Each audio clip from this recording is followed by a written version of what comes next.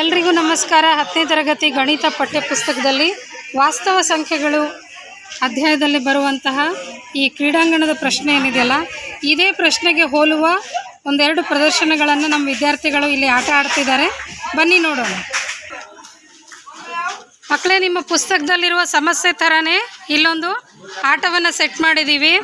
ನೀವೆಲ್ಲರೂ ರೆಡಿ ಇದ್ದೀರಾ ಆಡೋದಕ್ಕೆ? ಓಕೆ, ಶುರು ಮಾಡಿ.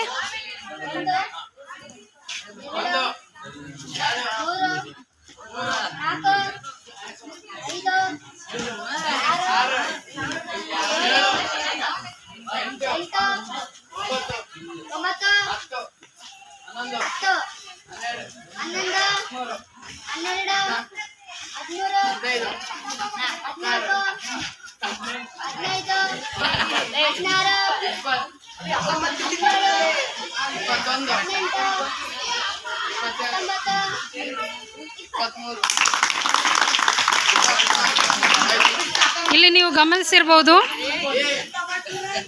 ಈ ವಿದ್ಯಾರ್ಥಿಗಳು 20 ಅನ್ನೋ ಸಂಖ್ಯೆ ಬಂದಾಗ ಮತ್ತೆ ಅಲ್ಲೇ ಬಂದು ನಿಂತ್ಕೊಂಡಿರೋದನ್ನು ನೀವೆಲ್ಲರೂ ಗಮನಿಸಿದ್ರಮ್ಮ? ಒಳಗಡೆ ವೃತ್ತದಲ್ಲಿ ಎಷ್ಟು ಜನ ಇದ್ದೀರಿ?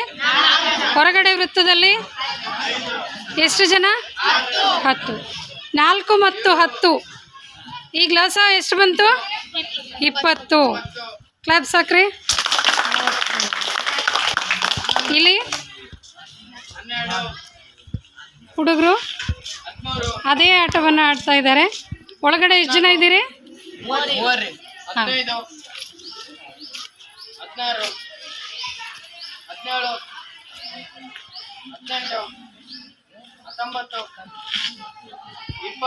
3 ಮತ್ತು 8 ಇದ್ದಾರೆ. ಇವರು ಕೂಡ ಲಸದ ಚಟುವಟಿಕೆಯನ್ನು ಮಾಡ್ತಾ ಇದ್ದಾರೆ. ಹೀಗೆ ವಿದ್ಯಾರ್ಥಿಗಳು ತಾವಾಗಿಗೆ ಚಟುವಟಿಕೆ ಮಾಡಿಕೊಂಡು ಲಸದ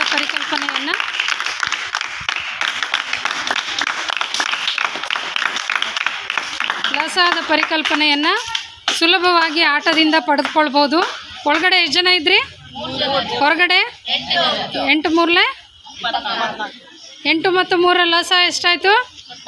24. ಒಂದು ಸರ್ತಿ ಜೋರಾದ ಚಪ್ಪಾಳೆ ಹಾಕ್ತೀವಿ. ಥ್ಯಾಂಕ್ ಯು, ಧನ್ಯವಾದಗಳು.